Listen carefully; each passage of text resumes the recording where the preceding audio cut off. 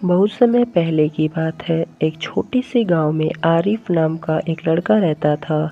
उसका परिवार गरीब था। घर कच्चा था और पहनने के लिए कपड़े भी नहीं थे। खाने के लिए भी उसके पास पर्याप्त अनाज नहीं होता था। गांव के जो अच्छे बच्चे कपड़े पहन के घूमते और खेलते, वह उन्हें चुपचाप बैठकर देखता, लेकिन उसके मन में कभी हार मानने की भाव नहीं आता था। आरिफ का सपना था कि वह पढ़ लिख कर कुछ बड़ा बने और अपने परिवार की गरीबी दूर करे। सुबह वह खेत में काम करता और शाम को लौटकर मंद रोशनी में लालटेन के सामने पढ़ाई करता।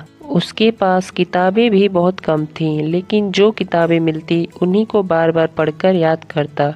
गांव के लोग अक्सर उसका मजाक उड़ाते और कहते, इतनी मेहनत करने के बाद भी तुम्हारा क्या होगा? तुम्हारे जैसे गरीब लोग आगे नहीं बढ़ सकते।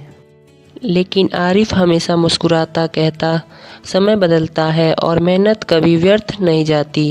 धीरे धीरे साल बीतते गए। आरिफ ने मेहनत जारी रखी। उसने खेतों के काम करके और छोटे मोटे काम करके अपनी पढ़ाई पूरी की। जब वह शहर गया तो उसे कई कठिनाइयों का सामना करना पड़ा। कभी खाने को पर्याप्त खाना नहीं मिलता, कभी किराए के लिए पैसे नहीं होते, लेकिन उसने अपने सपनों को कभी मरने नहीं दिया।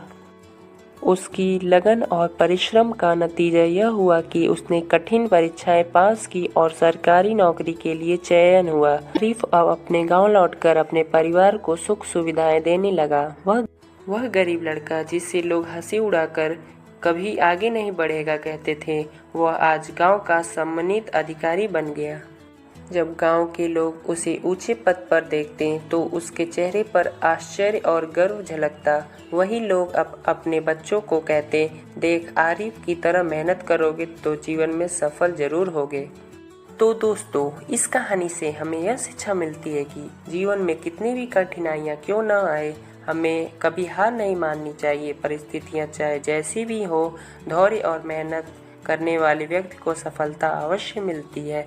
समय भले ही लगे, लेकिन मेहनत करना चाहिए और मेहनत का फल हमेशा मीठा ही होता है।